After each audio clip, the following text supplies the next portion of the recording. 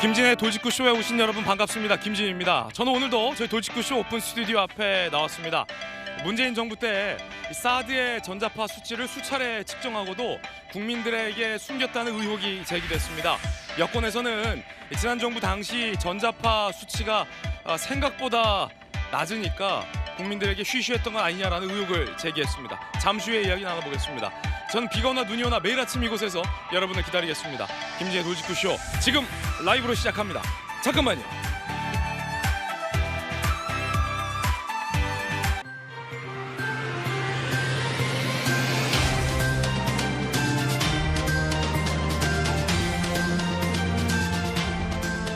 신문 읽어주는 남자입니다. 민주당이 말로는 혁신위가 요구했던 불체포 특권을 포기한다라고 하지만 사실상 뒤로는 그냥 의원들 알아서 라고 해서 논란이 일고 있습니다. 특히 당내의 비명계를 중심으로 이거 봐라 불체포 특권 한다는 거 다 거짓 아니냐라는 의심 섞인 목소리가 나오고 있습니다. 잠시 후에 짚어보겠습니다.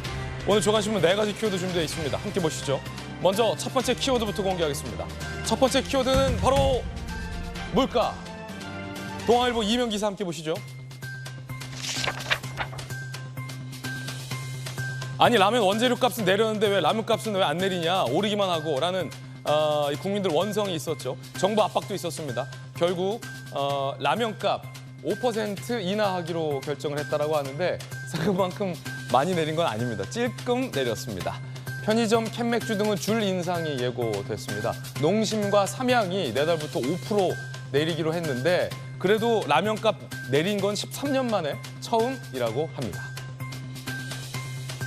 빵하고 과자도 가격 조금 내릴 수 있다라는 얘기가 업계에서 나오고 있습니다. 이게 다 국민들 민생 살기 어려운데 물가까지 계속 오르니까 이런 얘기들이 나오는 거 아닐까요? 이어서 두 번째 키워드입니다.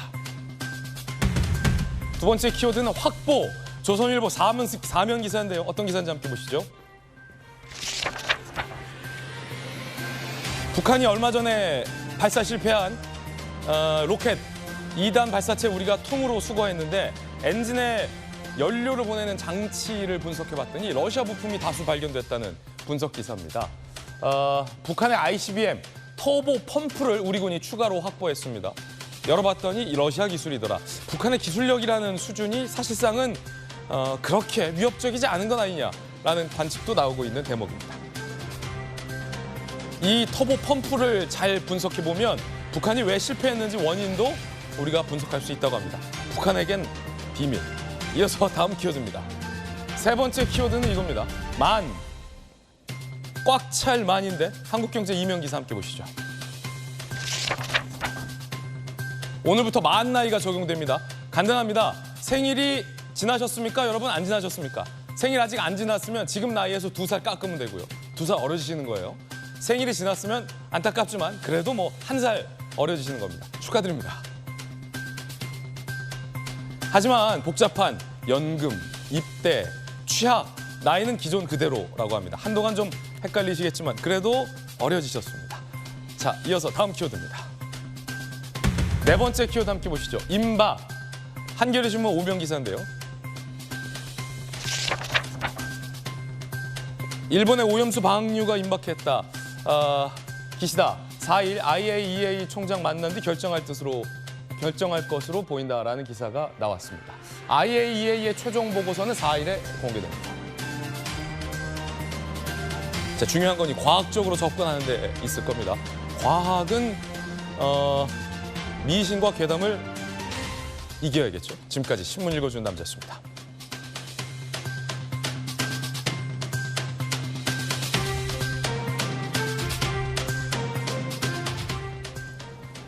네, 오늘 아침 함께하신 분들 소개해드리겠습니다. 법전 들고 나온 정법전 정혁진 변호사 그리고 국민의힘의 원내수석 맡고 있는 이양수 의원 나오셨습니다. 민주당의 대선 후보 박용진 의원 그리고 돌직구쇼 좌장 서울시 정무부시장을 역임한 김영주 의원 나오셨습니다. 어서 오세요.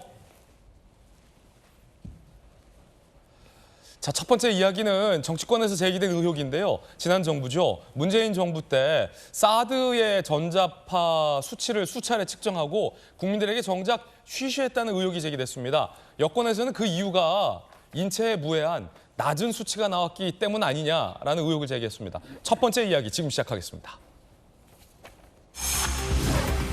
사드 전자파 스캔들, 오염수 유행 가자? 자, 이 이야기 지금 시작할 텐데 여권에서 의혹을 제기했습니다. 알고 봤더니 문재인 정부 때 사드 전자파 수치를 수차례 측정했고 안전하다는 것도 알면서 국민들에게 쉬쉬했다는 겁니다. 이야기 들어보시죠. 공군에서 2018년 3월부터 올해 1월까지 측정 최고값은 인체 보호 기준의 0.025% 수준이었습니다. 문재인 정부가 사드 기지의 전자파 측정을 통해 전자파가 인체에 무해하다는 사실을 알면서 시시했던 것은 아닌지 환경영향평가서를 제출하지 않는 만큼 국방부 장관 외교 안보 라인 등을 포함해 윗선 개입 여부에 대한 책임 소재를 분명히 밝혀야 합니다. 사드의 전자파가 인체에 무해하다라는 사실을 수차례 측정하고 알고 있었음에도 그 난리가 났던 그 당시에 일부러 공개하지 않은 것 아니냐라는 의혹인데요. 자세한 내용 더 살펴보시죠. 만약 사실이라면 파장이 클 것으로 보이는데 문재인 정부 당시 2018년 3월부터 매달 정기적으로 사드 기지 주변 전자파를 측정했다라는 사실이 공개됐습니다. 측정 최고값이 제곱미터당 0.00254와트, 그러니까 인체 보호 기준의 0.025% 수준, 완전 안전, 무해하다라는 사실을 측정해 놓고서도 공개를 하지 않았다는 겁니다. 저도 지난 정부의 사드 관련된 뉴스를 쭉 보도했지만 이 같은 사실을 당시 문재인 정부에서 공개한 기억은 없습니다. 군 관계자, 전자파 측정치는 관계기관과 공유한 거지 일반 국민이 볼 수 있게 한 건 아니었다. 이 말인즉슨 대중들에게 공개 안 했다라는 걸 실토한 거죠. 자, 성주군 김천시 관계자, 공문이 오면 사드 반대 단체 등을 찾아가서 측정치 보여주며 설명은 했다라고 얘기하고 있습니다. 하지만 사드 반대 단체가 저 이야기를 고지고대로 듣지는 않았겠죠. 왜 공개하지 않았을까? 혹시 그 난리가 났었는데 그리고 사드에 굉장히 유보적 내지는 반대적이었던 정권에서 이 내용이 공개되면 불리하기 때문에 숨긴 것 아니냐라는 의혹을 여권에서 제기하고 있습니다. 이양수 의원님, 네. 아니 그때 진저 국민들이 불안해했을 때 다 떠나서 성주 참외 농가들이 수백억 피해 입고 참외가 타들어간 게 아니라 참외는 맛있고 건강했는데 농민들 속이 타들어갈 때 정부가 좀 이런 거 공개해 줬으면 국민들이 좀 안심했을 텐데 측정까지 매달 해놨다면서요. 왜 공개 안 했을까요? 그 민주당의 그 뿌리 깊은 반미 정서라든가 이런 거에서 기인한 것 같아요. 친중 반미 정서 때문에 사드가 설치되면은 뭐 온몸이 튀겨져서 뭐 죽을 것 같다라든지 뭐 이런 괴담들을 만들어내고 국민들을 선동했지 않습니까?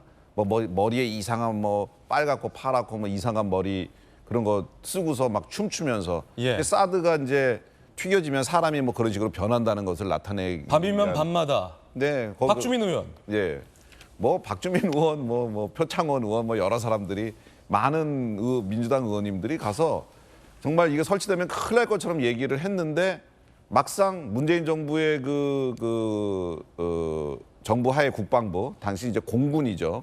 여기에서 사드 주변 이제 사드를 설치하고 사드 주변의 4곳에 대해서 전자파를 조사를 했는데 민주당이 얘기했던 것과 너무나 다른 결과가 나온 거죠. 예. 인체 보호 기준의 0.025%.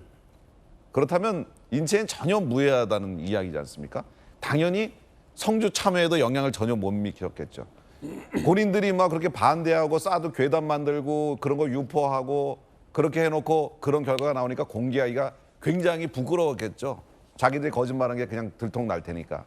결국 그래서 안 하기로 결정한 것 같습니다. 그래서 계속해서 이것을 안 해오다가 지난 대선 끝난 다음에 이제 그 입장을 바꿔서 그 공군 부대에서 매달 결과를 성주군과 김천시 그리고 경북도에 그걸 보냈고 그때부터 그 지역 주민들과 그 내용들이 공유되었던 것 같습니다. 그런데 이것을 지금 우리가 이번에 이제 환경 영향 평가가 나오면서 그동안 이제 그러면 전혀 조사를 안 했던 거냐 이런 질문들이 되면서 이제 나온 사실들이거든요. 그래서 이번에 그 환경 영향 평가도 아무 영향 없다 그러고 그다음에 그동안 국민들은 몰랐습니다만 그 문재인 정부에서 뭐 알려주질 않아서 알 수가 없었던 거죠. 그래 몰랐지만 안전하다는 것이 입증된 것 뒤늦게라도 정말 다행이고 그동안에 그 피해를 입은 우리 성주군 김천시 그리고 경북도 도민들에게 문재인 정부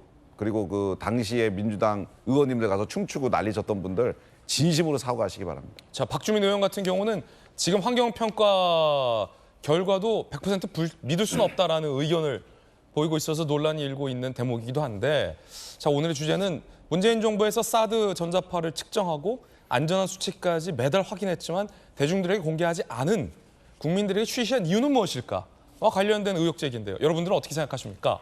지난 정부 당시 군 관계자들이 무언가 쉬쉬하려 했던 정황, 되돌아보니 이 장면들 아니었을까요? 준비했습니다. 관계자 말에 따르면은 전자파가 신기하게도 검측이 안 됐다. 예. 그렇다고 하면은 오히려 이거를 신속하게 이 사실을 국민들에게 알리고 참 옳은 말씀이라고 생각합니다. 그리고 사드 레이더 전자파에 대해서는 큰 영향이 없을 것으로 판단을 하고 있습니다. 대통령께 보고 드렸습니까? 보고를 안 드렸지만 그건 당연히 문제- 보고를 드려야죠. 이렇게 중요한 사실에 대해서. 환경 영향 평가에서 그 사드 전자파가 무해하다는 결과가 나온 건 맞습니까? 환경부와 협의 중에 있는 사항입니다. 협의가 끝나야 공개가 가능합니다. 자, 뒤늦게 공개된 당시 문재인 정부 당시의 전자파 실측치는 너무나도 인체에 무해한 수준의 실측치였습니다. 확보가 돼 있었는데 왜 공개를 안 했을까? 정혁주 변호사님, 법적으로는 문제 없습니까? 일단은 뭐 법적인 걸 떠나가지고 법이라고 한 건 상식을 종합한 거니까. 그런데 이거는 상식적으로 말이 안 되는 게, 예를 들어서 서울대 법대를 나온 변호사 출신의 재선 의원이 춤추면서 사드 문제가 있다라고 하면 저 같은 사람도 뭐 찜찜하고 뭐가 문제가 있으니까 저렇게 똑똑한 사람이 저렇게 춤추면서까지 이의를 제기하겠지, 이런 그 뉘앙스를 주는 거 아니었겠습니까? 그런데 사드가 뭐냐면요, 그 터미널 어쩌고 끝이 D로 끝나거든요. 이게 뭐냐면 정말 고고도 지역 방어 체계예요. 그 D가 디펜스라고요. 이게 공격 무기가 아니고 방어 무기인데 어떤 거를 주로 방어를 하는 것이냐? 북한의 ICBM 미사일 대응하는 그런 무기란 말이에요. 그런데 이렇게 사드를 반대한다라고 하는 것은 결국 무엇을 의미하겠습니까? 북한에다가 어느 정도 일정 부분 그 여지를 주겠다, 그 이야기 아니겠습니까? 그런데 그걸로 인해 가지고 어떤 일이 일어났냐면은 직접적으로는 우리나라 농민들이 현실적인 그 피해를 갖다 입었고요. 간접적으로는 우리나라 모든 국민들이 바보가 된 거 아니겠습니까? 이런 것들에 대해서 적어도 박주민 의원과 그때 이제 백댄서로 춤추셨던 의원님들은 입장 표명을 하셔야 될 것 같다는 생각이 들고, 백댄서였다. 예. 그다음에 다른 장관도 아니고 국방부 장관은 누구냐면 군인이에요. 군인이면 이렇게 정치적인 그런 것들에 좌고우면하지 말고 우리나라 안보를 위해서, 특히 이제 우리나라 그 북한과 관련된 여러 가지 안보를 위해서 정확한 그 정보와 그런 것들을 제공해야 되는 사람인데, 다른 장관하고 전 틀리다고 생각을 하거든요. 그런데 이렇게 그 국방부에서 이런 부분들에 대해서 은닉하고 있었다는 것에 대해서 그 당시 문재인 정부 당시의 국방부 장관들은 한 명이라도 대표를 해서 입장 표명을 해야 될 것 같고, 그다음에 전국적으로 그 문재인 대통령도 이 부분에 대해서 해명을 해 주시는 것이 좋겠다는 생각이 듭니다. 자, 박용진 의원님 어떻게 보세요? 예, 몇 가지 팩트 확인을 좀 할게요. 2022년 4월 총 25회 2018년 3월부터 문재인 정부 기간에요.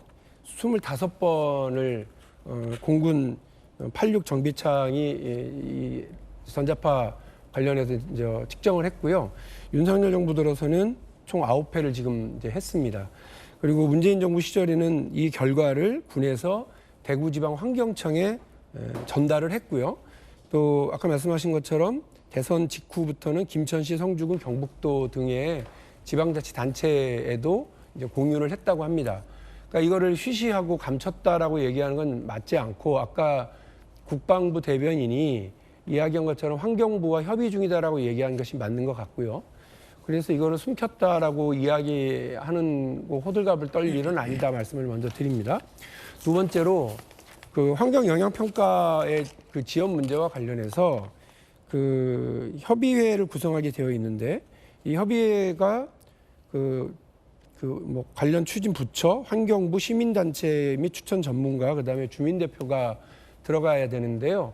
주민들의 반대로 주민대표가 구성이 난항을 겪으면서 환경 영향 평가 자체가 지연되고 있었던 거라는 점도 말씀을 드립니다. 세 번째로 그러면 성주에 배치된 사드가 제대로 작동되지 않고 있었느냐, 그냥 갖다 놓은 고철 덩어리였느냐? 그렇지 않습니다. 제대로 작동이 되었고요. 사드 무기 체계는 자기 역할을 하고 있었다는 말씀을 드립니다. 그리고 네 번째로 말씀을 드리면 미군과 미국 측에서도 이러한 기지 많은 반대에도 불구하고 문재인 정부가 이 사드 기지를 더 시설을 보충하려고 하고 또 계속해서 원활하게 작동되게 하도록 노력하는 것에 대해서 고마움을 전달했었다라고 하는 말씀도 드립니다. 그러니까 이제 이걸 가지고서 정치권에서 왈가왈부한다고 또 그걸 가지고서 또 다른 논란으로 가져가는 건 적절치 않을 것 같고요.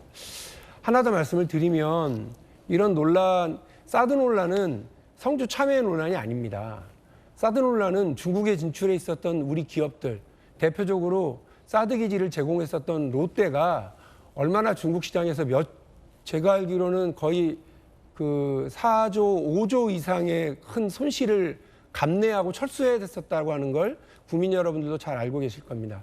롯데뿐만이 아니고요. 대한민국의 유수의 대기업들과 거기에 진출해 있었던 많은 중소기업들이 이른바 사드 배치, 박근혜 정부가 강행했던 사드 배치로 인한 한중 경제 무역 갈등 등의 경제 갈등과 무역 마찰 등으로 인해서 어마어마한 피해를 보았습니다.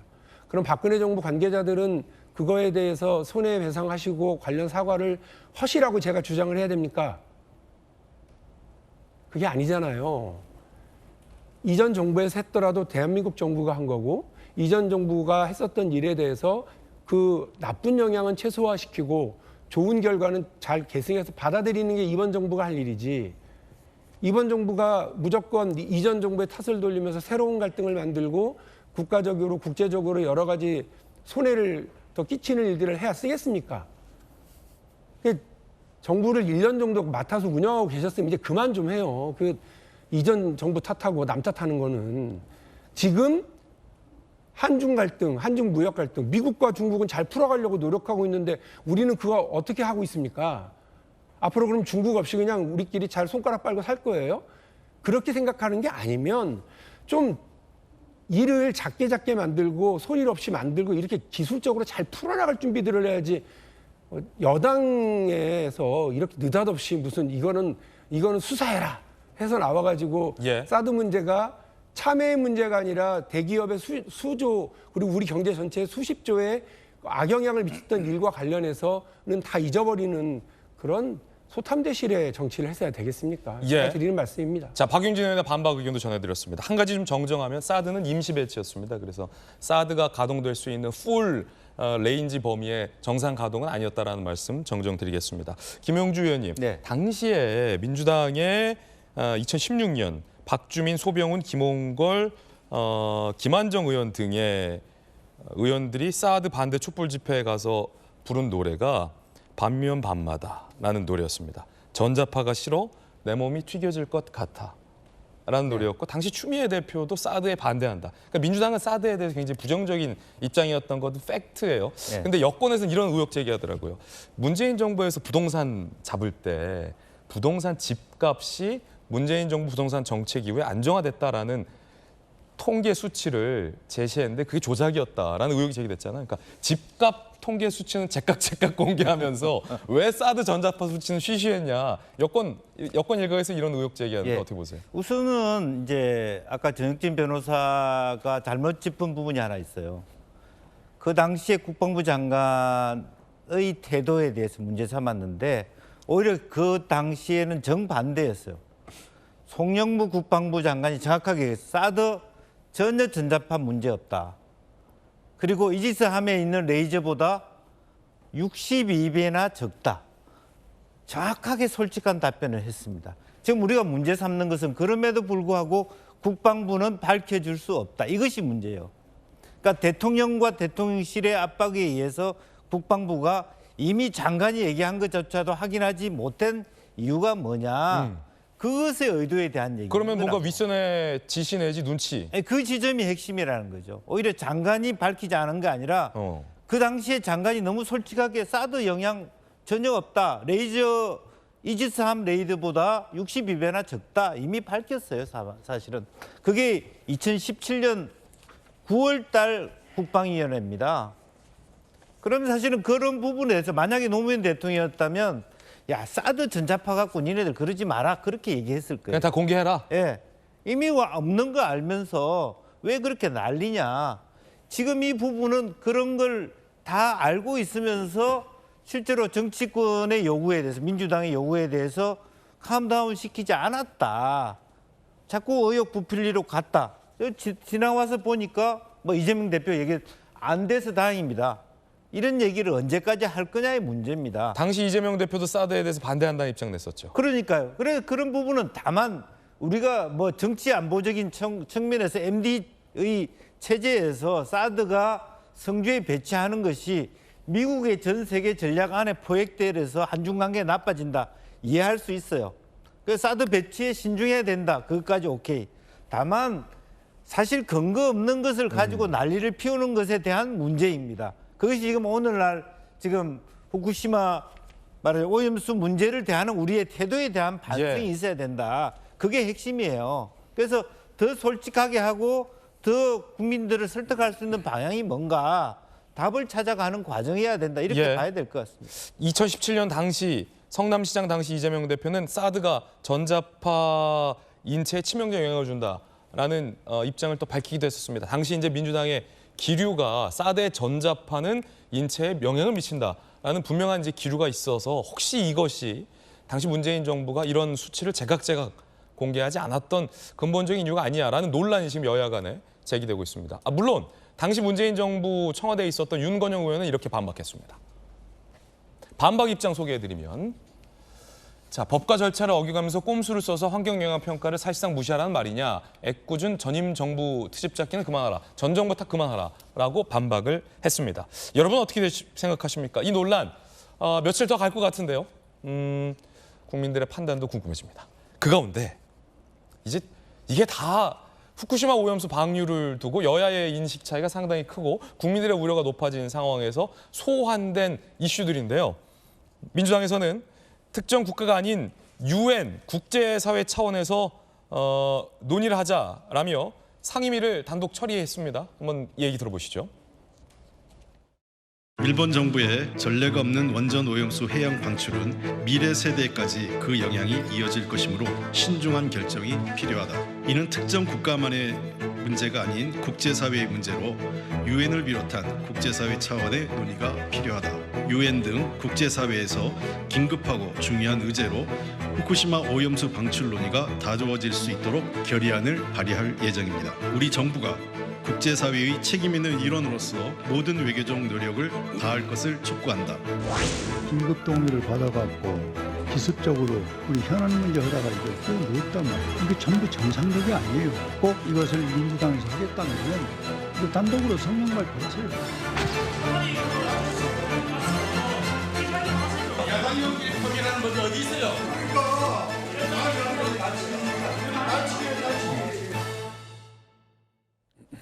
자, 민주당에서는 후쿠시마 오염수 문제를 UN 정기총회 안건으로 지정하자라는 건의안을 단독 채택한 겁니다. 그리고 IAEA뿐 아니라 국제해양법 재판소의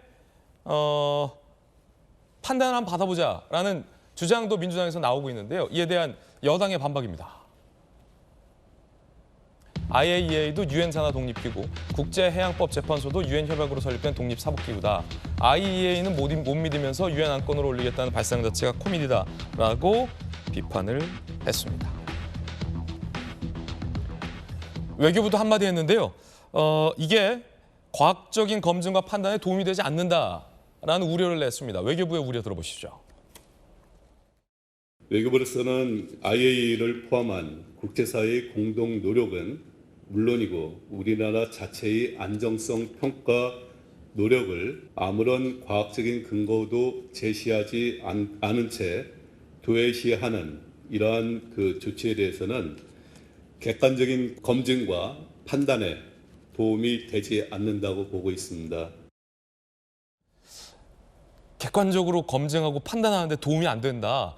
외교부에서는 이런 입장을 냈습니다. 여당에서는 아예 IAEA를 못 믿으면서 해양법 재판소로 가는 건 뭐냐라는 논평을 냈습니다. 여야의 극한 대치 정국이 오염수 방류 문제에 엮여 있는 상황입니다. 여야 의원들 바로 의견 들어보죠. 먼저 박용진 의원님. 네, 저는 아쉬운 게 그렇습니다. 저런 야당의 입장, 국제사회에서 이걸 이슈를 삼아서 국제사회에서 합의를 좀 통해서 일본 정부에게 압박을 좀 가해보자라고 하는 이런 얘기가 야당에서 나올 게 아니라 여당에서 나왔어야 된다는 생각이에요. 그러니까 그 야당은 오히려 국민 안전을 위해서 국제사회에서 이렇게 운동장을 넓게 쓰는 노력들을 좀 같이 해보자. 이게 비합리적인 것도 아닙니다. 유엔 가입 국가, 회원 국가로서 그리고 주권 국가로서 여러 우려, 국제사회의 무책임한 그 일본의 태도에 대해서 국제사회의 어떤 공동의 규탄을 끌어내고 또 일본 정부의 변화를 좀 만들어가는 그런 일을 하자고 하는 것이 왜 국제적인 망신이라고 얘기하면서 오히려 여당이 움츠러드는지 모르겠어요. 그러니까 야당이 이렇게 적극적으로 나서면 그걸 받아쳐서 유도처럼 업어쳐서 이렇게 해나가면 야당과 국내 여론의 비판을 등에 업어서 국제사회에서 협상의 지렛대로 삼았던 우리 역대 여러 대통령들이 그렇게 했었습니다. 그러니까 박정희 대통령도 국내에서 그 월남 파병과 관련해서 반대 여론이 높고 그러니까 그걸 지렛대로 오히려 미국으로부터 더 많은 이걸 받아냈고 또 우리 노무현 정부 같은 경우도 역시 협상의 지렛대로 이라크 파병 그다음에 FTA 관련해서 여러 이득을 좀 얻어내는 노력을 했는데 왜 그렇게 안 하고 이렇게 오히려 야당하고 싸우려고 하는 정부 여당이 되고 있는지 못내 아쉽다는 말씀을 좀 먼저 드리고요. 예. 이 후쿠시마 오염수 방류와 관련해서 야당만 반대하는 게 아닙니다. 일본의 야마기 현 지사도 반대합니다. 일본의 어민들도 반대합니다. 그분들도 다 괴담 선동하시는 분들인가요? 그러니까 답답한 소리를 그만하시고요. 괴담 선동 얘기 그런 거 그만하시고 그리고 괜히 먹방 시연 이런 것도 좀 적당히 하시고 국민이 안심하도록 해야 되는 겁니다. 그리고 일본 정부의 무책임한 태도를 규탄하고 행동을 좀 더 늦추기 위한 방류라고 하는 무책임한 행동을 늦추기 위한 노력들을 같이 하고 야당의 목소리를 잘 활용하고 그래 주시기를 부탁드리겠습니다. 자, 그렇다면 이번엔 국민의힘의 이양수 의원. 박용진 의원님마저 이제 이런 식으로 얘기하시니까 내가 진짜 민주당에 정말 미래가 없는 거 아닌가 하는 생각이 듭니다. 저 괴담 선동의 그 전문 정당이 저는 이 민주당이라고 봐요. 지금 예전에 광우병 사태 때 얼마 전에 그때 광우병 사태 그 대책위 그 정책실장 했던 분이 그 양심선언 비슷한 저거를 내놨잖아요. 그때 단 한 명의 전문가를 모셔서 회의한 적이 없다. 그때 광우병 때 전문적인 의견이나 과학적인 합리성 이게 중요한 게 아니고 이명박 정권 타도에 있었다라고 얘기를 했었어요. 천안함 사건도 마찬가지예요. 그거 북한 소행 아닐지 모른다, 아니다, 이런 얘기들 해냈죠. 이 사드도 이번에 지금 결과 나와 보니까 그렇죠. 이 후쿠시마 오염수도 지금 과학적 접근이 아닙니다. 지금 민주당에서 민주당 의총 때 그 과학자 불러가지고 의총에 한 번 한 적이 있는데 그 서울대 그 교수님 이제 한마디도 안 하세요. 처음에 민주당 입장에서 얘기하셨던 그건 한마디도 안 하시고 지금 서울대 그다음에 카이스트 여러 과학자들이 지금 말씀하시는 건 전부 다 우리 당이 주장하고 다 일맥상통하는 거예요. 왜 과학적 사실을 인정하지 않으려고 하고 그 과학적 사실은 뒤에요. 그냥 국민의힘은 그리고 정부 여당은 왜 일본 편 드냐? 너네 일본 대변인이냐? 이런 비과학적인 이야기만 하고 있거든요. 저는 이런 자세에서 벗어나야 된다고 생각하고 이 국제해양법 재판소나 국제사법재판소로 이거 가잖아요. 이거 100% 집니다.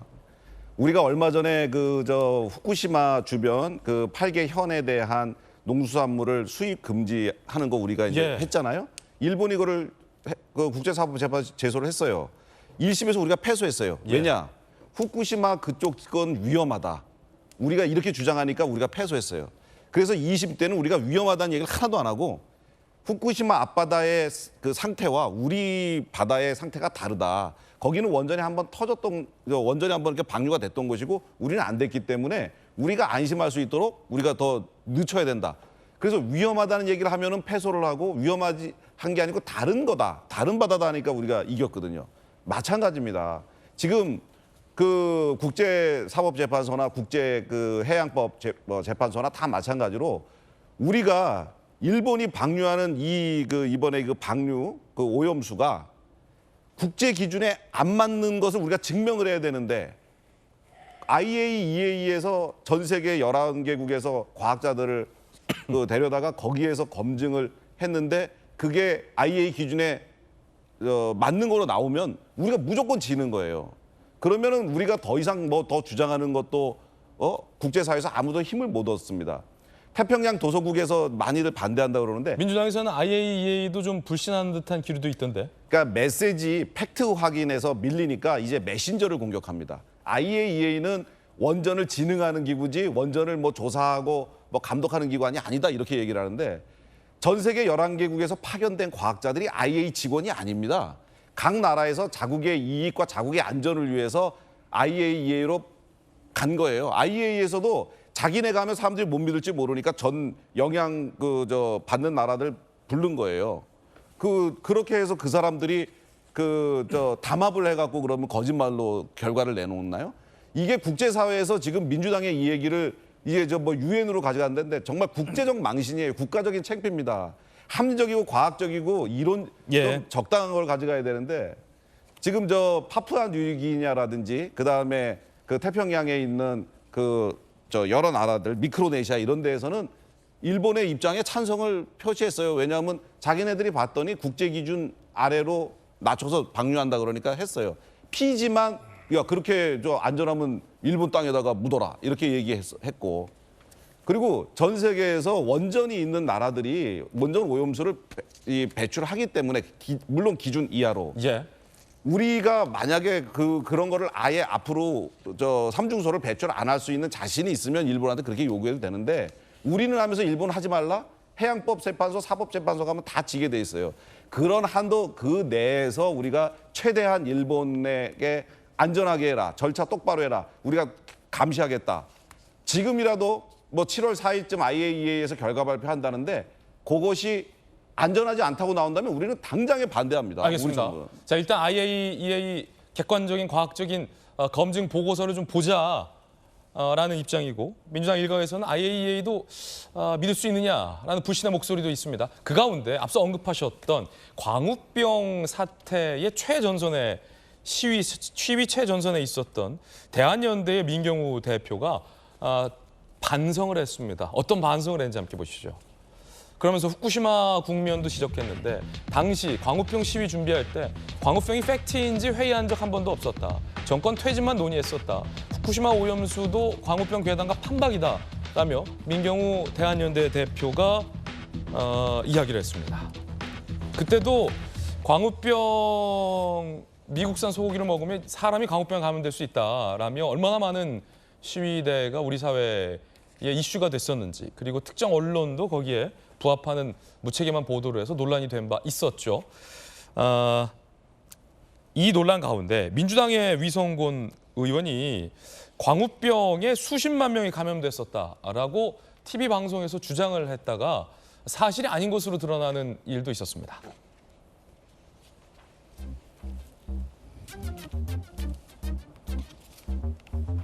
자, 민주당의 후쿠시마 원전 오염수 해양 투기 저지 대책위원장을 맡고 있는 위성곤 의원의 발언이 논란인데요.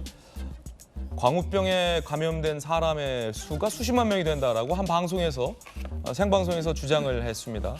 그런데 인간 광우병 첫 보고 이래 전 세계 감염자 수는 232명에 그쳐서 수십만 명이 된다라는 위성곤 의원의 발언의 근거가 어디인지 논란이 되던 차에 위 의원이 흥분한 탓에 실수를 했다. 광우병에 걸린 사람 숫자가 아니라 소 숫자를 말했다라고 정정을 하는 일도 있었습니다. 정혁진 변호사님, 어떻게 보십니까? 광우병, 인간 광우병이 수십만 명이다. 그런데 알고 봤더니 이 사람이 아니라 광우병 걸린 소 숫자를 보고 착각했다는 해명도 있었는데 해양 투기 저지 대책위원장 맡고 계시네요? 제가 봤을 때 저분은 국민을 개돼지로 하는 게 아니고요. 소돼지로 하는 거 아닌가 하는 생각이 들고요. 그 미국산 소고기는 수입하지 않으면 그만이에요. 그러면 뭐 우리나라 농민들이나 큰 영향이 없을 수 있는데 이 케이스는 틀린단 말이죠. 사람들이 생선을 먹지 않으면 그러면 이 우리나라 어민들 직격탄 받는 거 아니겠습니까? 사람들이 김 먹지 않으면은 김밥 먹지 않으면은 김밥집들 문제가 생기는 거 아니겠습니까? 제가 봤을 때 과학자나 아무리 전문가들이 오케이 이거 문제 없다 뭐 이거 오염 처리소도 문제가 없고 그다음에 더 중요한 건 뭐냐면은 우리나라에 영향이 있을 확률이 즉기 적다 그렇게 아무리 이야기를 해도 의심하는 사람은 어쩔 수가 없어요. 예컨대 제가 몸이 막 찌뿌둥하단 말이에요. 그러면 나 암 걸린 것 같아. 나이도 암 걸릴 나이가 됐어. 이런 생각이 들어가지고 아주 종합병원에 딱 갔더니 의사 선생님이 뭐 MRI 찍고 CT 찍고 다 한 다음에 저한테 하는 이야기가 뭐 별거 없어요. 그 택도 없는 소리이고 쓸데없는 걱정하지 말고 그냥 정 변호사는 살이나 빼세요. 이렇게 이야기한단 말이에요.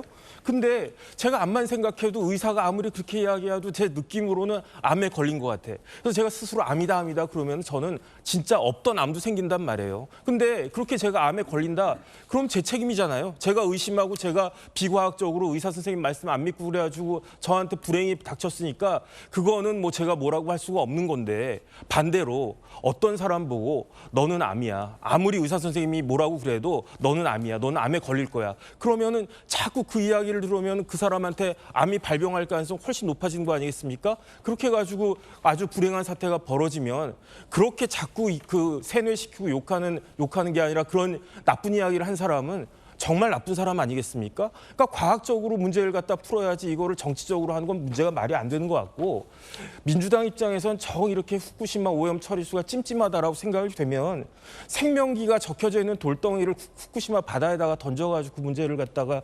해결하겠다라고 하는 것이 오히려 더 국민들한테 설득력이 있는 거 아닌가 저는 그런 생각까지 듭니다. 아무래도 이제 위성곤 의원이 뭐 국민들을 뭐로 여겼다라는 것은 이제 정 변호사님께서 어떤 비유적으로 개인적 의견 하신 거고 그냥 생방송 토론 중에 숫자를 좀 착각하신 게 아닌가라는 측면도 있어서 그 부분은 좀 제가 한 말씀 보태겠고요. 자, 박윤진 의원님.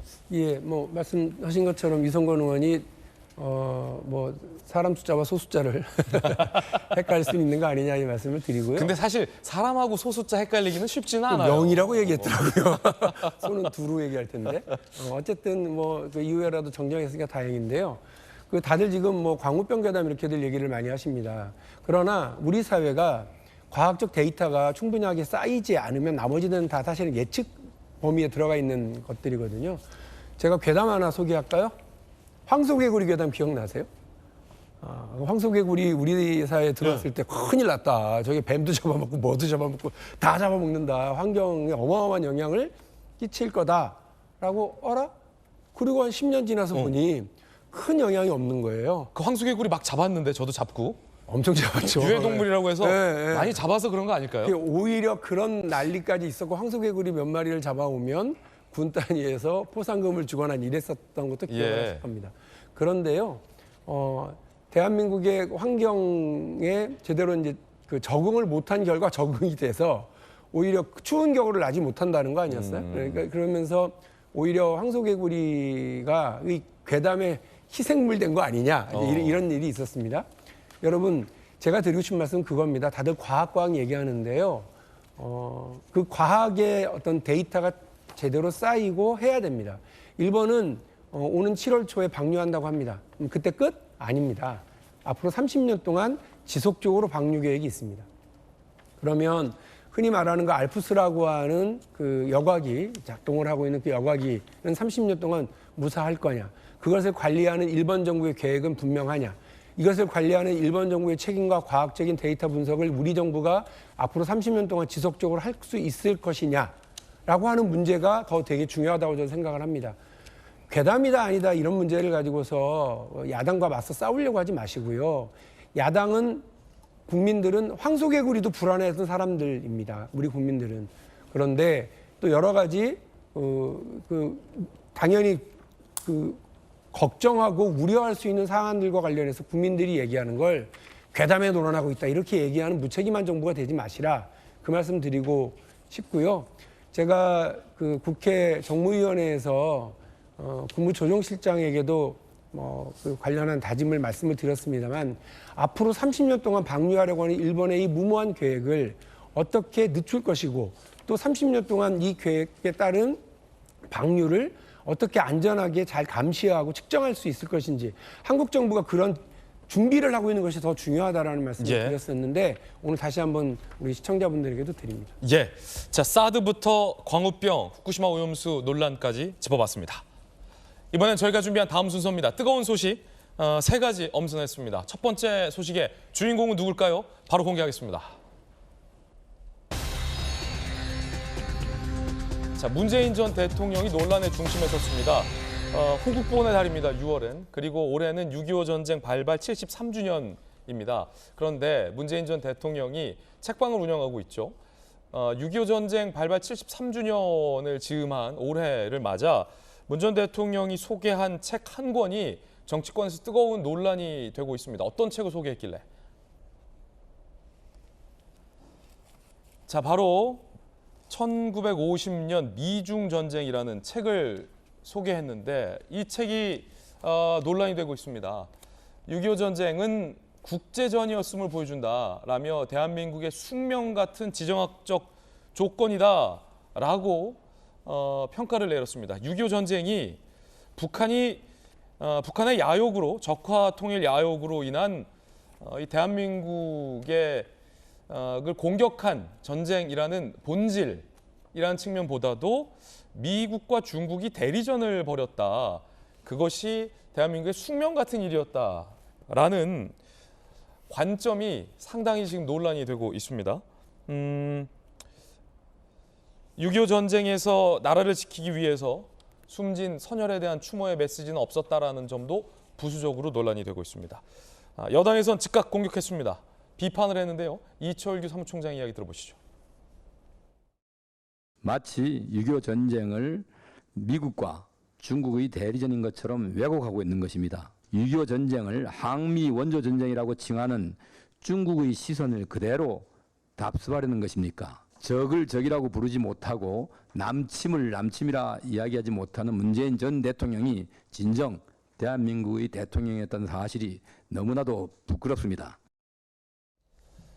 자, 이게 뭐 틀린 말은 아닐 수 있는데 김영주 의원님, 예. 한반도의 지정학적 조건을 따지자면 뭐 6.25 전쟁뿐입니까? 임진왜란, 병자호란, 예? 다 한반도의 지정학적 조건 때문에 외세의 침탈이 많은 나라였는데 굳이 한반도의 지정학적 조건을 호국보훈의 날 6.25 전쟁 때문에 순국선열이 아직도 가슴을 치고 있는 이 상황에서 이 책을 추천한 의도가 무엇이냐와 관련해서 여권에서는 이게 문 전 대통령의 어떤 인식 아니냐, 북한을 적으로 보지 않는. 왜냐하면 재임 때부터 무수히 많은 논란이 있었잖아요. 주적이냐 아니냐라는 호칭 논란부터 어떻게 보십니까? 대리전이었다, 6.25 전쟁은. 그러니까 이제 달을 좀 잘못 택한 것 같습니다. 맥락 지수가 떨어진다고. 맥락 지수가 떨어진다, 문 전 대통령. 하필 왜 6월 달에 6.25가 있는 달에 저런 책을 추천하는지 모르겠습니다. 예. 물론 실제적으로 지금 정확하게 말하자면 그 우리나라 전쟁은 북의 침탈로부터 비롯되었다는 게 전제가 되고 예. 그로 인해서 상당히 많은 그 우리 국군 그리고 미군 또 여러 나라에서 온 그 파병한 어떤 유엔군 덕분에 우리 남한을 지키고 그래서 자유 대한민국을 말하자면 유지하고 발전할 수 있다는 전제가 중요하고 그리고 국제적으로 보면 사실 지금도 그 시나리오는 유효하거든요. 지금 저 시각은. 예. 그런데 지금 시나리오 중에서는 북한이 중국을 싫어할 만해요. 중국과 미국과 러시아가 어떻게 우리나라를 분할 통치하는 안까지 만들어 있다면 네. 지금도 유효한 안입니다. 물론 그게 그대로 되지 않아야 되지만 실제로 그런 부분인데 그런 의미에서 보면 그야말로 어떤 6.25 73주년을 맞이하는 이 시점에서 오히려 대통령이라면 전직 대통령이시라면 정확하게 우리 자유 대한민국이 어떻게 존재하고 살아남았는지에 대한 보훈을 중심으로 하고 그다음에 뭐 국제적인 학술 토론에서 저는 여러 가지 이야기를 예. 해낼 수 있고 그래서 어떤 면에서 결론은 뭐 중국은 그렇다 치고 러시아라도 좀 친했으면 좋겠다라는 이 얘기를 할 수 있다면 좋은데 최근에 우리 서울대 신범식 교수가 그런 얘기를 하셨습니다마는 그런 의미에서 조금 꼭 6월 달에 저런 네. 책을 올렸어야 되느냐 이제 그런 아쉬움들은 있지 않나 그렇게 보여집니다. 만약에 이 책을 똑같이 박용진 의원이 추천했거나 김용주 의원이 추천했다면 이런 논란은 없었을 것 같아요. 제가 봤을 때 이 논란이 제기된 건 문재인 전 누가 대통령이 했느냐? 대통령 재임 당시에 보였던 북한에게 유독 너그러웠던 태도. 예를 들어 볼까요? 천안함 폭침에 대해서 북한에 대해서 너그러웠던 태도, 그리고 우리 공무원이 서해에서 피살됐을 때 북한에게 보였던 태도, 북한의 김여정의 성명 이후에 남북 공동 연락사무소를 폭파시키면서 우리 측 자산이 굉장히 손해를 봤음에도 불구하고 북한에게 유보적이었던 태도들이 계속 겹치고 있었는데, 이제 6.25 전쟁마저 북한의 침탈이 아니라 뭐 예를 들어서 미소 간의 대리전이었다, 이것도 아니고 미중 간의 갈등이었다라는 책을 소개한 의도, 이런 것들이 좀 논란이 되고 있는 것 같은데 정복전은 어떻게 보세요? 저는 굉장히 놀랐습니다. 왜냐하면은 전직 대통령이, 우리나라를 이끌고 가셨던 직전 대통령이 저런 인식을 하고 있었구나. 더 놀란 건 뭐냐면요, 저런 인식을 심지어 대외적으로 공포를 갖다가 하고 있구나. 왜냐하면 6.25가 미중 전쟁이라고 하면은 6.25의 성격이 완전히 바뀌는 거예요. 1950년 6월 25일 날 한반도에서 전쟁이 일어났는데 전쟁의 당사자가 미국하고 중국이 되는 거죠. 중국 공산당. 그런데 어디서 전쟁을 했습니까? 한반도에서 했죠. 왜 했습니까? 뭐 그 미국하고 중국이 전쟁하는 이유는 미국은 미국의 이익을 위해서, 중국은 중국의 이익을 위해서 약소국인 한반도에서 전쟁을 벌였다. 이렇게 되잖아요. 그렇게 되면 미국은 뭐가 됩니까? 미국은 가해자가 되는 거예요. 북한은 뭐가 됩니까? 북한이 남침해서 우리나라를 침략해가지고 진짜 식민지 지배에서 간신히 벗어난 그 불쌍한 나라를 아주 그냥 서울 시내에 빌딩이 하나도 없었다고 그랬거든요. 그렇게 만들었는데 미국이 피해자가 되는 것이고, 그렇게 되면은 그 북한의 그 만행이 모두가 더 정당화가 되고, 심지어 그렇게 이어지면 어떻게 되냐면요, 북한이 지금 핵과 미사일을 강행하고 만드는 것이 다 정당화가 되는 거예요. 왜냐하면 미국에 의해서 피해를 받은 그 나라이니까. 근데 이거는 사실은 역사적으로 맞지가 않거든요. 중국 공산당이, 그러니까 중화인민공화국이 생긴 게 언제냐면은 1949년 10월 1일인가 그랬단 말이에요. 그런데 그 직전 연도 10월 1일 날 생겼던 나라하고 미국이라고 하는 2차 세계대전을 승전으로 이끄고 초강대국으로 진짜 그 당시에 원탑이었던 국가하고 그 중국하고 그렇게 맞짱 뜰 수 있는 그런 그것도 아니고요. 그러니까 객관적 사실도 맞지가 않고 역사를 왜곡하는 그러한 시각이기 때문에 저는 저희 국민의 한 사람으로서 6.25에 대한 문재인 전 대통령 본인의 입장을 뭐 이런 식으로 책을 갖다 소개하면서 이렇게 얼렁뚱땅 넘어가지 마시고 본인의 생각을 국민들 앞에 정확하게 밝혀야 된다고 생각을 합니다. 자, 박용진 의원님. 예, 뭐 전직 대통령의 책 소개이긴 합니다만 책방 주인의 책 소개에 너무 과민하게 지금 정혁진 변호사님 말씀을 하셔서 제가 말씀을 드리면 잘못 인식하고 계신 게 맞는 것 같아요. 그러니까 뭐 아쉽고 안타까운 점은 있지만 그 다음 달이면 이제 정전 이제 70주년 아니겠습니까? 거기에 정전 협상의 당사자가 누굽니까? 최종 서명되어 있는 사람들. 대한민국은 빠져 있고요. 미국과 중국과 북한 내 최고 책임자들이 혹은 그 서명 책임자들이 있습니다. 그러니 지금 뭐 이건 뭐 한국 전쟁의 성격에 대해서 우리가 그렇게 논쟁할 문제는 아닌 것 같고요. 모든 전쟁은 국제전입니다. 그걸 얘기하고 싶었던 것 같습니다. 이 책 저도 안 읽어봤습니다. 문재인 대통령이 추천하긴 했습니다. 저도 아직 안 읽어봤지만 모든 전쟁은 국제전입니다. 미국의 독립전쟁마저도 국제전쟁이었습니다. 프랑스는 그러니까 영국이 뒤통수를 치기 위해서 미국을 지원했습니다. 그래서 10년 뒤에 영국이 프랑스하고 전쟁하려고 할 때 미국부터 칩니다. 영국은 또. 그런 것이 다 국제관계 아니겠습니까? 그거를 아마 이 책이 얘기하려고 했었던 게 아닐까 싶습니다. 타계한 지 뭐 얼마 안 됐습니다만 브룩스 커밍스라고 하는 대학자가 썼던 한국전쟁의 기원이라고 하는 책을 제가 최근에 전집을 샀습니다. 완역이 됐다고 그래서 너무 반가워서요. 근데 그 책 사실은 저 학생일 때도 부분 발췌한 이런 것들은 봤습니다만 책을 처음 샀는데 이 책은 또 한국전쟁의 기원이 내전, 한국 내부에 여러 가지 성격들이 있었다라고 하는 걸 분석하는 참 뭐 탁월한 어떤 저서로 다들 기억하고 있습니다.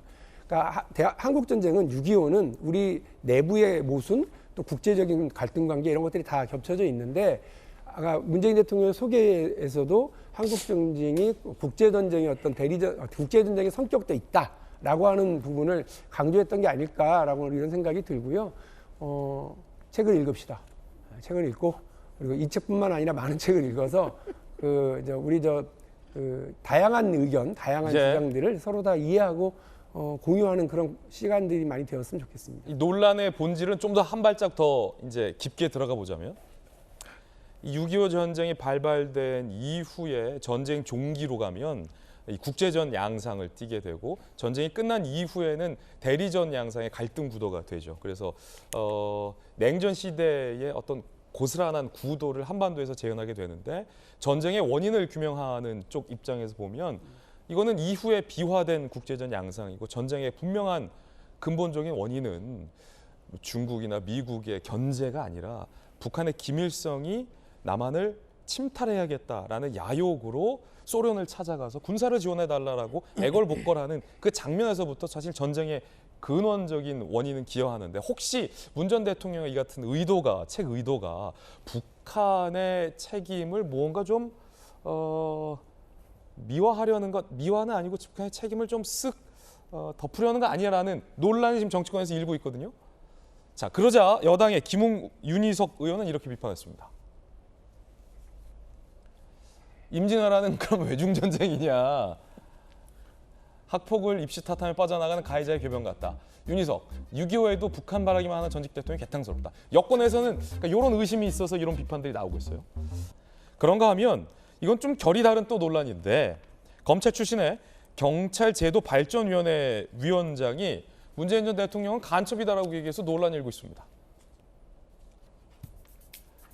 박인환 경찰제도 발전위원회 위원장, 그제 박덕흠 의원이 주최한 국회 안보토론회에서 문재인이 간첩이라는 걸 빼놓고는 설명할 수 없다.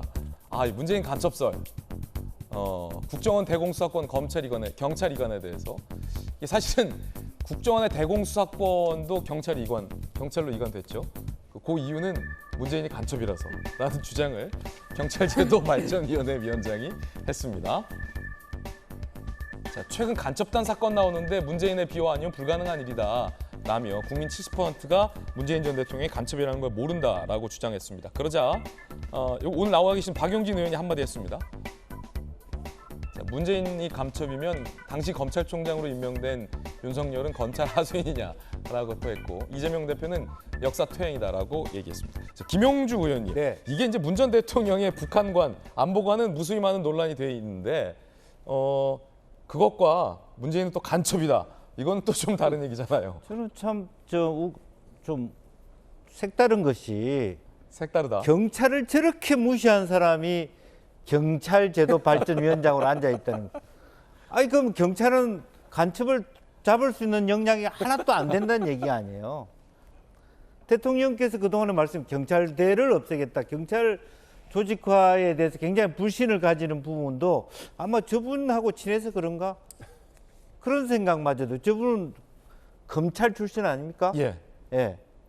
사실은 그러면 모든 걸 국정원에서 그 기능들을 경찰로 보냈을 때는 그동안의 국정원이 과도하게 사실은 말하자면 간첩 만들기 이런 적을 한 적이 있었다.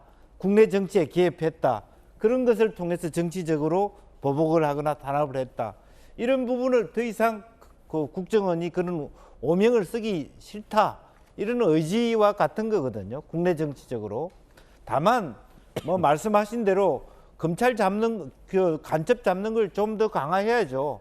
너무 많이 모든 권한을 역량도 안 되는 경찰한테 주는 것도 문제입니다. 이건 그야말로 그 병목 현상이 생겨요. 경찰이 너무 필요해서 뭘 해야 될지를 모르는 상황입니다만은 저러한 분의 저런 인식을 가진 저런 분을 경찰 제도 개선, 저분 앞에서 제도 개선이 제대로 되겠습니까? 저는 굉장히 우려를 표합니다.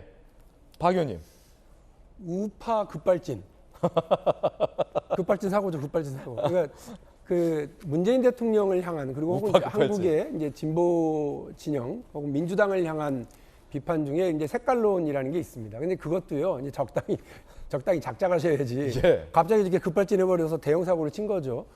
우리 국민들의 70%가 문재인이 간첩인 걸 모르고 있다. 국민 무시 발언인 데다가 거기에 동의하는 국민의힘 의원도 제가 볼 때는 찾을 수가 없을 거예요. 그러니까 저런 발언을 해놓고 저는 그래서 약간 좀 이상한 사람인가 보다 그러고 봤는데 총리실 산하의 경찰 제도 개선 위원장인 거예요. 위원장 시긴하고 있는 분이에요. 근데 그분은 또 검사 출신이에요. 경찰의 제도 개선을 하겠다고 하면서 검사 출신을 앉힌 이 정부의 검사 만능주의적인 사고도 이번에 다시 한번 적발이 됐습니다만 예.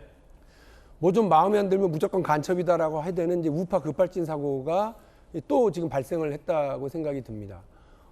그런데 참 다행이다. 정말 다행이다. 어느 간첩이 특전사를 갔다 옵니까? 저도 참 다행이다. 저도 이제 대통령 후보가 되거나 이렇게 되면 분명히 뭐 색깔론 이렇게 할 텐데. 육군 레이더병. 취사병. 네. 레이더 부대에 취사병. 갔으나 취사병을 하면서까지 제 역할을 다 했던. 그 일부러 제가 취사병 빼고 얘기했는데 또 그걸 자기가 또 얘기해. 왜냐하면 저는 사실은 군대를 안 가려면 안 갈 수도 있었는데요. 감옥을 가서. 예, 뭐 감옥도 갔다고 이랬기 때문에 뭐 민주화 어쩌고 그래서 안 갈 수 있는데 갔다 왔어요. 근데 이런 문제가 생기면 왜 그렇게 색깔론으로만 모든 걸 해결하려고 합니까? 대공수사 능력이 경찰이 없다. 내가 경찰 제도 개선 위원장이 돼 보니 경찰은 이거 하기 어려워. 근데 문재인 정부에서 이거를 잘못 판단한 것 같아.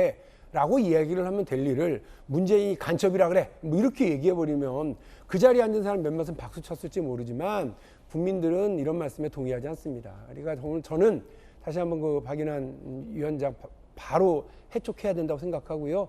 그 온갖 자리에 검사 앉히는 그런 인사는 좀 그만하셨으면 하는 생각도 다시 한번 말씀드립니다. 예, 뜨거운 소식 함께하고 있습니다. 이번엔 두 번째 주인공 만나보시죠. 황의조 선수가 법적 조치에 나섰습니다. 함께 보시죠. 사생활 사진이 유포된 그리고 루머까지 유포된 황의조 명예훼손 및 협박 등의 혐의 고소장을 제출했습니다. 관련 글을 올린 SNS 계정 5개를 확인했는데 동일 인물이 가능성이 크다. 다 자기 전 여자친구다라고 주장하는 글이었다라는 거죠. 그러면서 협박 비슷한 걸 받았다라고도 주장을 했습니다. 지난해 11월 그리스에서 휴대폰 도난당한 뒤 협박 메시지를 받았다. 사진 유포하다. 기대하라. 풀리면 재밌을 것이다. 그러면 전 여자친구의 어떤 본인의 처벌을 각오하고도 무언가를 폭로하는 목적이 아니라 무언가 황의조 선수를 해코지하려는 목적이 아니냐. 자, 정법전 어떻게 보세요? 글쎄 조금 저는 이상하다라는 생각이 드는 게 일단 핸드폰을 분실했다는 거 아니겠습니까? 근데 한국도 아니고 그 황의조 선수가 올림피아코스라고 그리스 축구팀에서 뛰다가 이제 서울로 지금 임대로 온 건데 그런데 그 휴대폰을 분실했을 때 그때 여자친구가 같이 있었나? 만약에 그랬으면 그 여자친구는 절도죄에다가 협박죄가 뭐냐면 해악을 고지한다는 거거든요.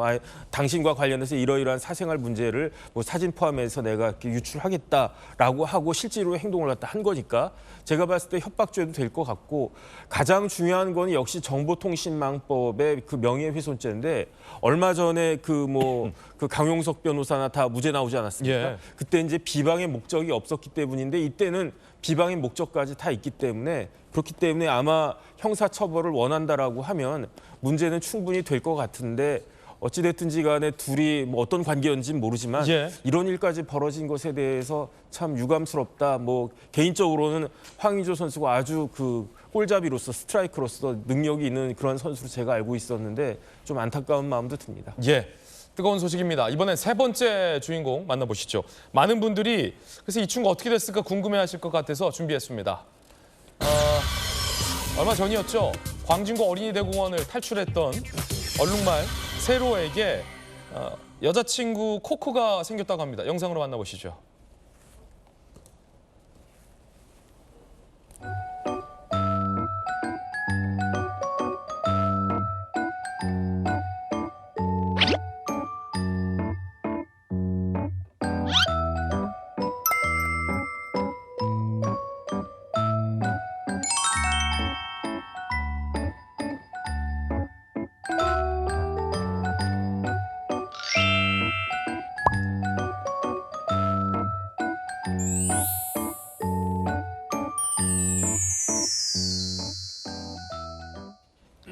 자, 이 모쪼록 동물원 측, 광진구 어린이대공원 동물원 측은 이 세로가 어쨌든 뭐 여러 가지 가정사로 스트레스를 받아서 얼룩말이랑 캥거루랑도 막 싸우고 막 그랬다고 하는데 어쨌든 이제 반려자를 만나서 마음 잡고 착실하게 잘 살기를 바라겠습니다.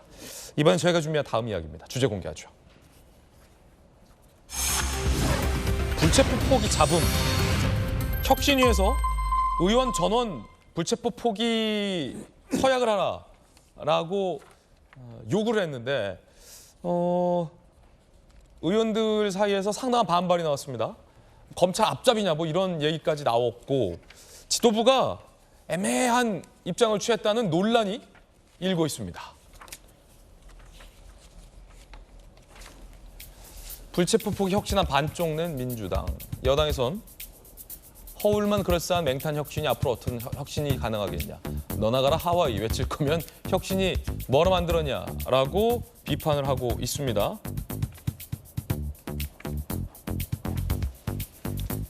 지도부가 불체포 특권은 포기는 하지만 뭐 당론으로 정하지는 않겠다. 그리고 또 의원 뭐 개개인의 선택에 달렸다라는 식의 다소 유보적인 태도를 보이자 여권에선 이거 봐라 눈 가리고 아웅이다라는 비판을 한 건데요. 이양수 의원님. 네. 이게 어려운 건가 하는 생각이 듭니다. 나 정말 이게 그 체포 동의안은 사실 그 영국에서 맨 처음 생겼죠. 왕이 그 의원들을 막 잡아가니까 불체포 동의안 만들어가지고 행정부와 사법부로부터 의회의 독립성을 지키는 수단으로 돼가지고 이제 그게 영미법에 다 포함돼 있다가 우리나라까지 왔는데 아주 헌법 정신에 좋은 법입니다. 예를 들어 독재자가 의원들을 막 잡아가면은 그 큰일 나지 않습니까? 그런데 사실은 94년부터인가 영장실질심사가 이루어진 제도가 생긴 이후로는 사실 이 체포 동의안이 크게 효력이 없습니다. 무슨 뜻이냐면 영장실질심사가 없을 때는 체포 동의안 제도가 저기 그 의회를 지키는 중요한 수단이었지만 영장실질심사가 생기면서 모든 국민은 그 검찰이 구속하고자 할 때 한번 그 재판부로부터 사법부로부터 심사를 받는 거예요. 이게 구속 사안이다 아니다. 그러니까 국회의원도 사실 그 영장실질심사의 권한의 그 혜택을 보기 때문에 그냥 그 체포 동의안 없어도 바로 구속되는 게 아니고 영장실질심사를 받게 돼 있습니다. 그 제가 헷갈리는 게 네. 민주당 지도부에서 밝힌 입장 있지 않습니까? 불체포 특권은 혁신위의 요구대로 포기하되 가급적 포기하되 당론으로 그걸 정하지는 않고 포기하는 것도 의원 개개인의 선택이다. 라는 건 포기를 하겠다는 겁니까? 아니면 체포동의안 표결 때 의원 개개인이 포기를 하시되 지난번처럼 4번 연속 부결되면 어쩔 수 없는 일이다. 라는 뜻입니까? 아니면은 말은 포기하겠다지만 사실은 포기 안 하겠다는 겁니까? 헷갈려서 묻는 거예요.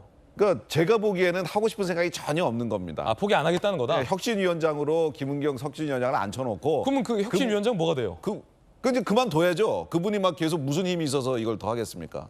제가 민주당 의원들한테 그 조응천 의원님 같은 분들 혁신위원장 시키면은 국민들한테 박수 받을 거다. 그랬는데 김은경 위원장이 맨 처음에 첫 마디로 이제 체포 동의안 받으라고 그랬지 않습니까? 그랬더니 민주당 의원들이 뭐라냐면 그냥 조응천 할 걸 그랬어. 이런 얘기를 할 정도로 지금 민주당 의원님들은 저 체포 동의안을 받기 싫은 거예요. 예.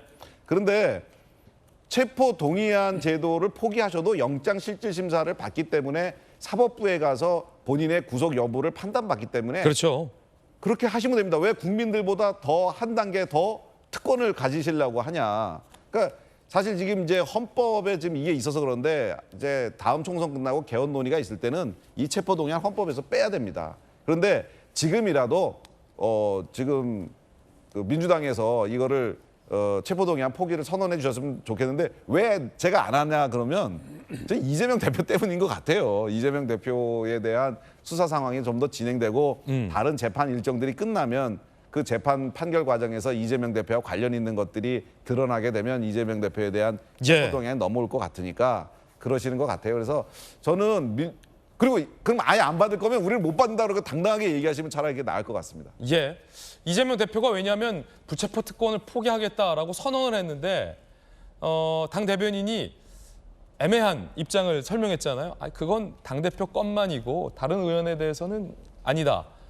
그리고 혁신위가 당 대표가 선언했던 것처럼 불체포 포기 의원들도 하라라고 했는데 유보적인 태도가 나오고 있는 겁니다. 물론 30일에 추가 논의를 하기로 했습니다만 당장 김기현 대표는 이렇게 비판하고 있습니다. 길게 비판했네요. 허언 이재명 대표, 물타기원 특권 포기쇼를 연출해낸 혁신위도 그 나물의 그 밥이다. 혁신위가 아니라 호신위 아니냐라는 비판이 바로 나왔어요. 그러니까 이게 야당 입장에서는 좀 너무한 거 아니냐라고 하지만 여당 대표 입장에서는 당대표가 포기하겠다고 했는데 따로 후속 조치는 없고 혁신위가 포기하라고 하는데도 서약을 안 하네라고 해서 나온 비판이거든요. 어떻게 보십니까? 그러니까 혁신위원장은 좀 무섭게 보일 필요가 있어요. 무섭게? 예. 그러니까 말을 따를 만한 어떤 권위를 주거나 예.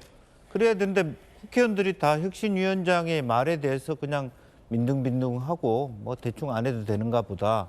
또 이재명 대표 스스로도 뭐 혁신위원장하고 짬짬이가 맞으니까 대충 뭉개면 되겠지 이렇게 생각할 수 있는데 잘못하면 이게 민주당이 정신 차려야 될 게 이게 그 집단 착각 정당 소위 아까 뭐 광우병부터 쭉 사드 오는 그런 어떤 우리가 보복된다든지 또 말하자면 오염수 문제를 잘하면 총선에 이긴다든지 이런 착각이 집단의 무지로 간다는 걸 민주당 국회의원들이 잘 알 필요가 있습니다. 아니 국민의힘 국회의원도 하는 걸 민주당 국회의원이 겁을 낸다? 더 민주당이 더 현재 잘못된 게 많은데 그거 하나를 하지 못하면서 무슨 혁신을 하겠다는 겁니까?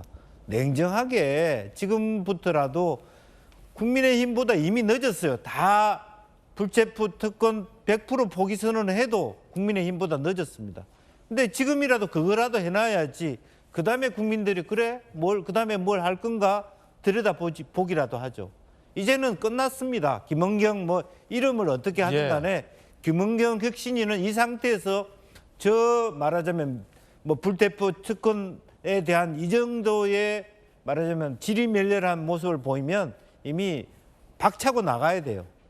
그만두든지 아니면 비대위로 가든지 그런 수밖에 없습니다. 만약에 김웅기 혁신위원장이 정말로 혁신의 의지가 있다면 부체포 특권 포기를 던졌는데 민주당에서 안 받으면 그냥 그 자리 던지고 나와야 된다. 던지고 나와야죠.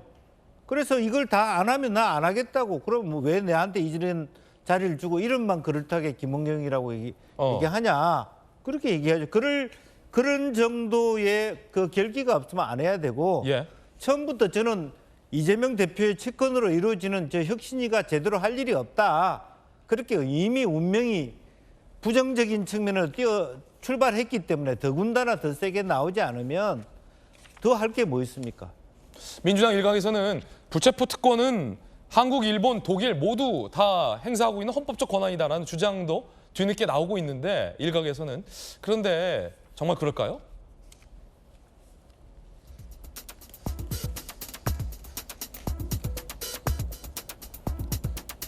자, 체포 동의안이 가결된 비율을 보면요. 독일 92.9%, 일본 80.8%, 대한민국은 24.3%. 그러니까 불체포 특권은 사실상 이 세 나라 중에서는 한국만 행사하고 있다라는 객관적인 그래서 집단 무지 정당이라고 제가 얘기하는 거죠. 그럼 집단 착각 속에서 저런 현실적인 문제도 직시 못하는 정당이 되어버린 거예요. 박용진 의원님.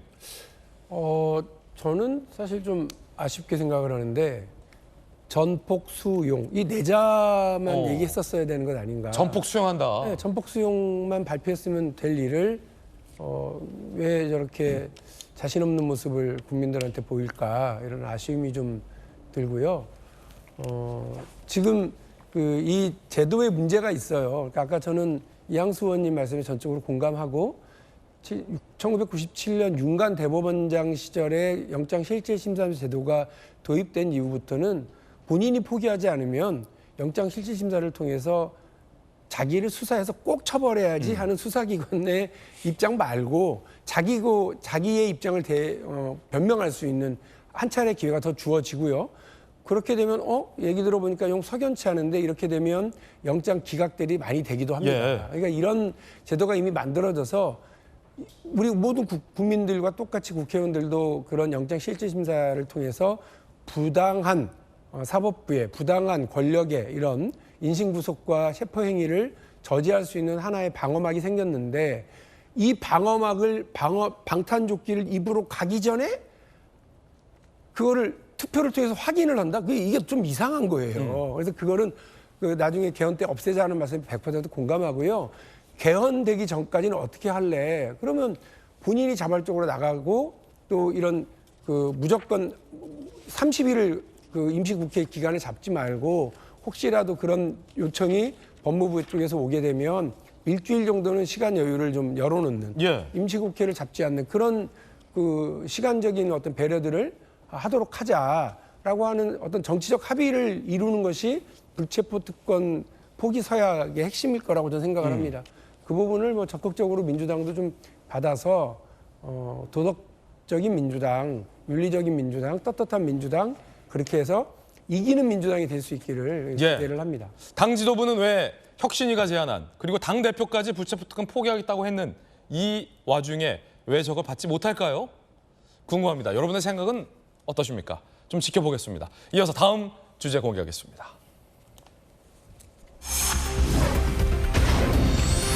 자, 킬러 문항을 두고도 정쟁이 벌어지고 있습니다. 어제 민주당에서 윤 대통령과 정부를 강하게 비판했는데요. 들어보시죠. 윤석열 후보의 대선 공약에 킬러 문항 얘기 전혀 없습니다. 2023년, 2022년 대통령 업무 보고에도 킬러 문항에 킬자도 없습니다.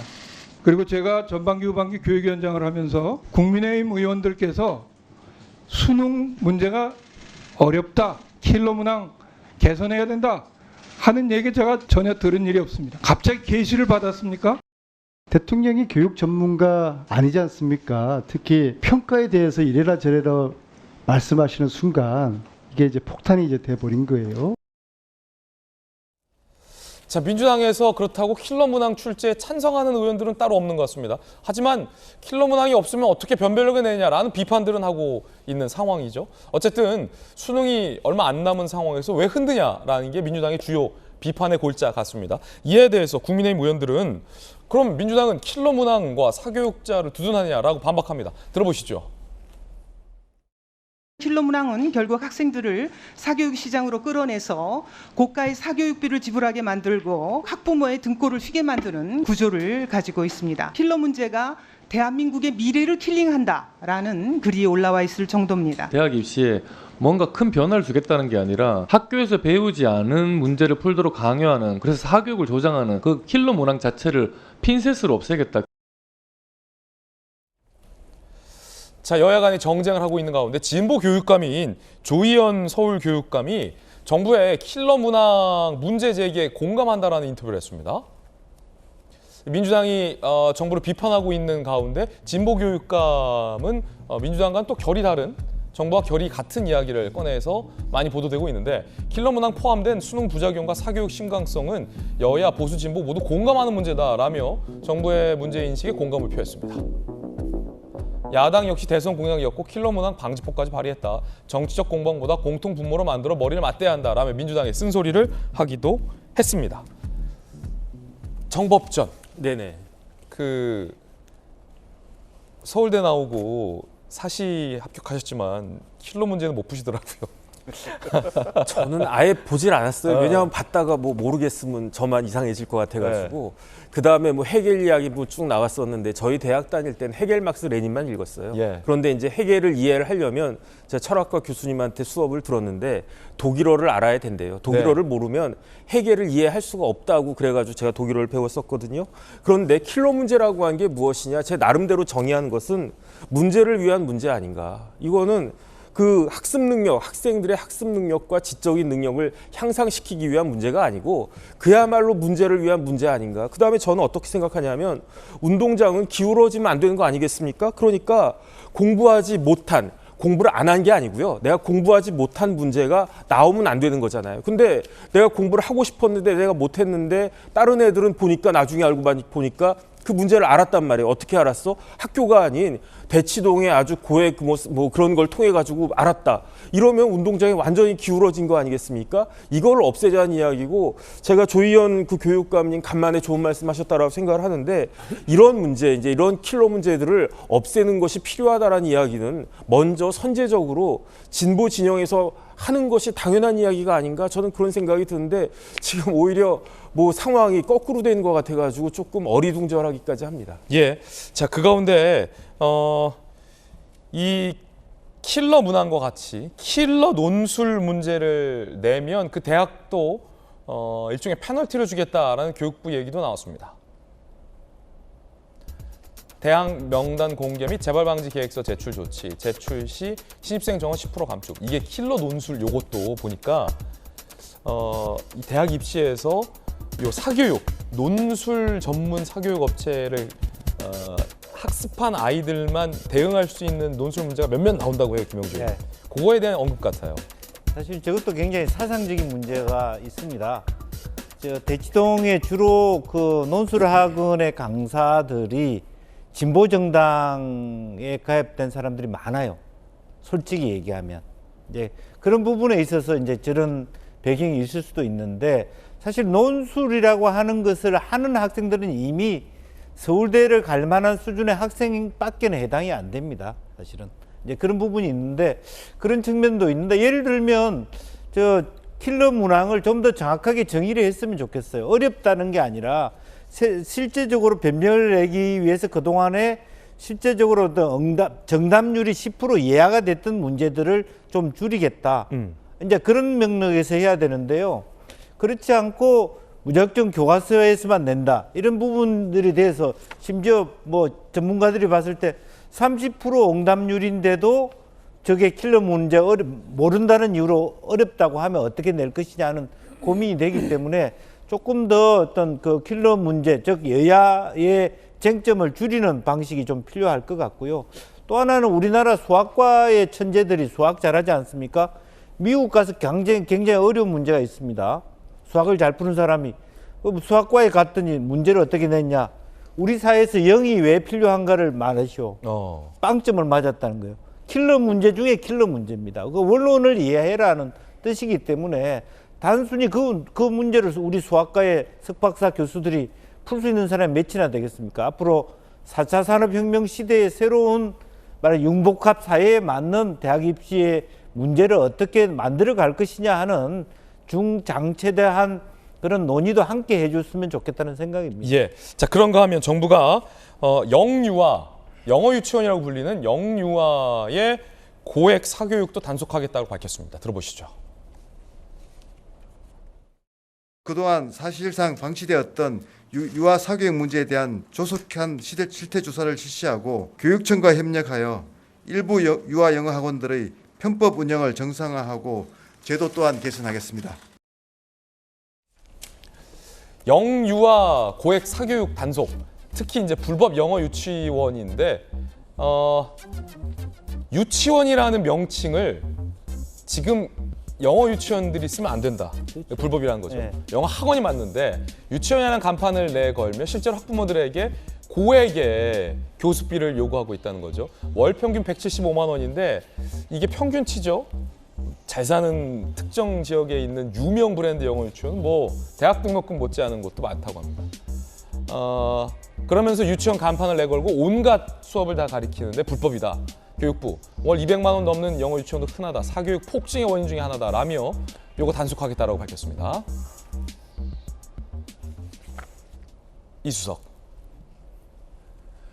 그 아이들을 너무 공부로 내모는 것 같아요.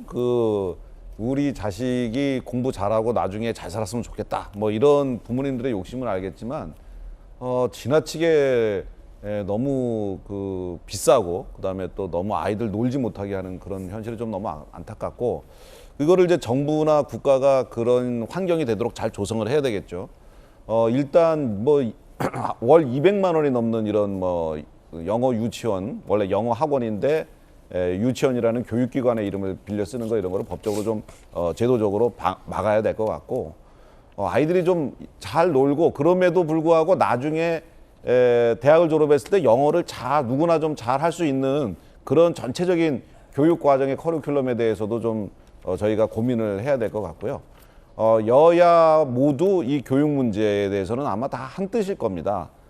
좀 더 아이들이 활기찬 그런 학창 생활을 하면서 좀 건강하고 재미있게 이 학창 시절을 보내고 그러면서도 나중에 사회인으로 나갔을 때 본인이 원하는 직종에서 본인이 원하는 일 할 수 있는 어떤 기술과 실력을 배양하는 그런 교육의 목표.